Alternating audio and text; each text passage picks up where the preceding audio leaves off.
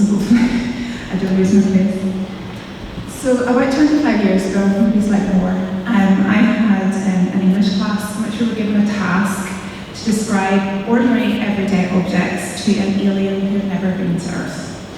That sounds pretty simple, but actually it really wasn't.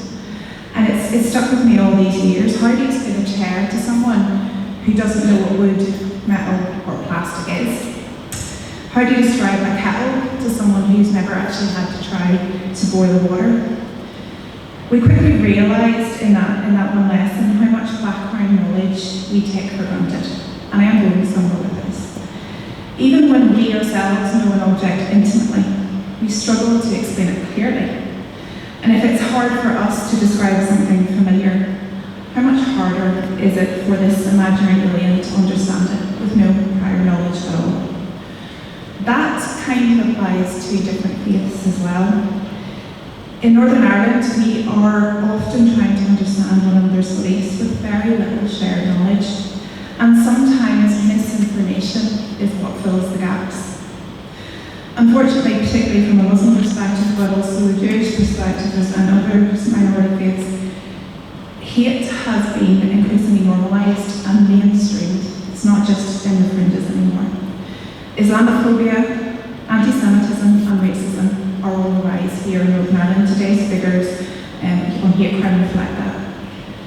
These prejudices intersect. They don't only erupt in riots we saw last summer and the summer before, but they echo in online spaces, in everyday conversations, and sometimes even up in Stormont.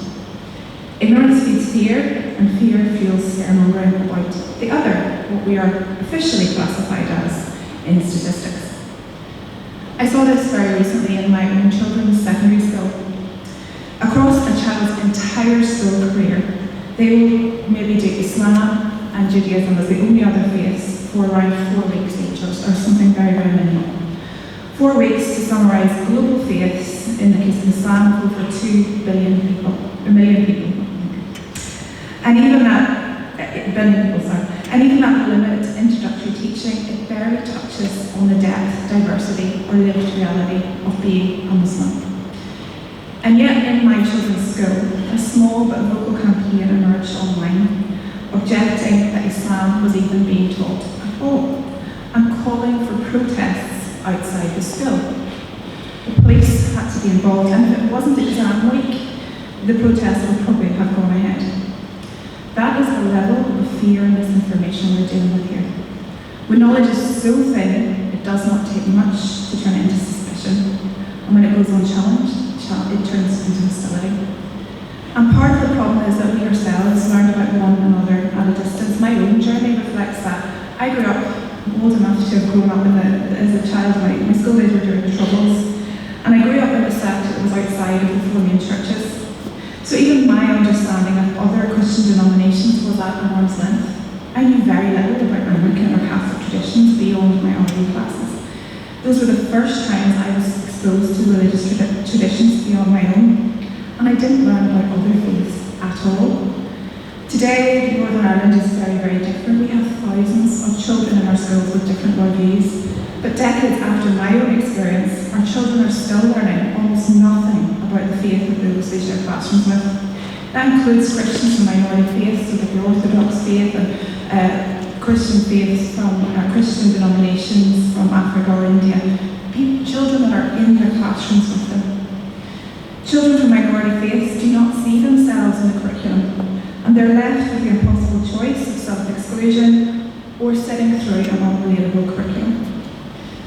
Thinking particularly about Islam, I can see how much of my early years growing up in Northern Ireland was shaped by distance, what Edward Said described as Orientalism, the exaggeration of difference, recycling of stereotypes, presumptions of Western superiority, what Rebecca was talking about, what do we know and who is allowed to use their own knowledge.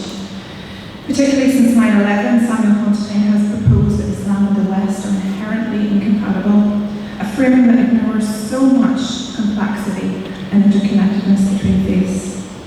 The language and terms that we use to talk about various faiths outside of our own, like that alien in the chair, are often used as a boundary marker, something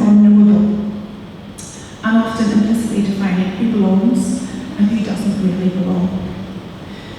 So the result is that we are learning, and our children are learning about other faiths through fear, headlines and ideology, instead of learning directly in classrooms and conversations, allowing stereotypes to fall away.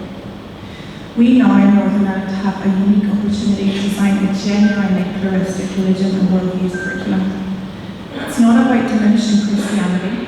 Schools continue to offer additional explicitly Christian activities. It's not a zero-sum game. It's not about weakening our own traditions. It's about learning about who's actually in our classrooms. And I know we are already seeing examples of good practice in many schools are navigating that diversity with sensitivity and creativity.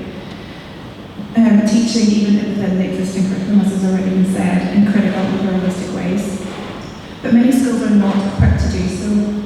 Our teaching colleges are not equipped with the skills and knowledge to impart, not a criticism on them, but the curriculum is not there, empowered with the skills and knowledge to empower the next generation who are already living in a diverse and pluralistic world. It's not happening, it's already happened.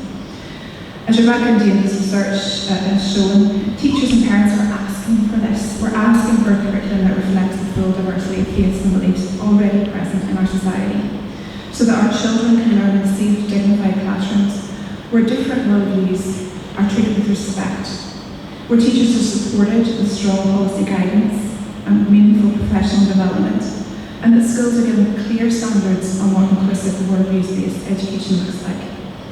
It's not about erasing religion or pushing society towards any particular direction. It's about equipping our young people with the knowledge and understanding they need to live well together.